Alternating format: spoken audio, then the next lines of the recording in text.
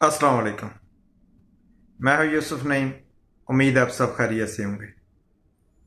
मेरी तरफ से बहुत सारी मोहब्बत और आदाब कबूल फरमाएं। किसी खातून ने अपने मियाँ की तस्वीर फेसबुक अकाउंट पर पोस्ट लगाई तो बहुत सारे ख़वातीन ने कमेंट्स किए कि हाय अल्लाह, ये तो मियाँ नहीं बाजी टाइप लग रहे हैं। मुझे इसका इल्म तो नहीं है कि उन्होंने ये राय किस किस्म के तजज़िये से हासिल की। अलबत्ता इस तरह के कमेंट्स सरासर जहालत हैं। तहजीब सीखिए, अपने अंदर ज़हनी मेयार तब्दील करके आएँ। अगर आपके अंदर जहर भरा हुआ है तो इस जहर को सिर्फ उन पर उंडेलें जिन्होंने वो जहर आप में भरा है और ऐसे लोगों की सोबत से परवान चढ़ा है।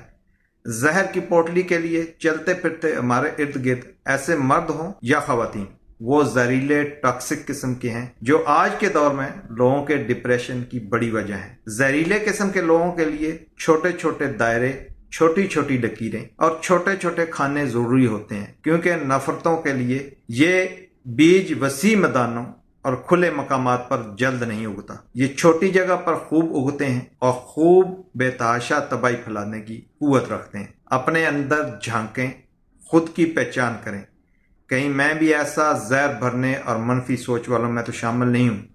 आपकी फ्रेंड लिस्ट या अपने इर्द गिर्द लोगों में कोई भी जहरीला शख्स हो तो उसे दोस्ती के नाम पर बर्दाश्त करने की बजाय फौरन अपने सर्कल से निकाल दें या खुद ऐसे शख्स के साय से निकल जाएं। दोस्तों और जिंदगी का लुत्फ लेने वाले अफराद को दोस्त बनाएं।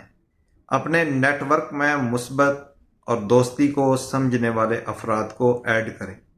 कोशिश करें कि अपने दोस्ती और अहबाब के हल्के में शामिल लोगों के लिए 3 मेयार बना लें। वो शख्स जिससे जहन और रहन सहन की बात इतदाल से सीखने को मिले, बर्दाश्त करने, दूसरों को एहतराम करने का फन जानता। वो शख्स जिससे कोई भी ऐसा हुनर सीखने में समझने को मिले जिससे आपके माशी व माशरती हालात बेहतर हो सकें। वो शख्स जो किसी को भी तकलीफ दिए बगैर एंटरटेन करना जानता हो, आपके रवैये और आपके जहनी मेयार की पहचान कर सके, जिसकी सोबत से खुशी मिले और मायूसी न बांटता हो। रौन के महफिल हो जनाब, जहरीले लोगों की सोबत से आपके माइंड सेट को जहरीला कर देगी और आपको एहसास तक नहीं होगा, क्योंकि जिस किस्म के लोग आपके इर्द गिर्द होंगे वही रंग आप पर भी नजर आएगा। अपना और अपने से जुड़े हुए लोगों का बहुत ख्याल रखें।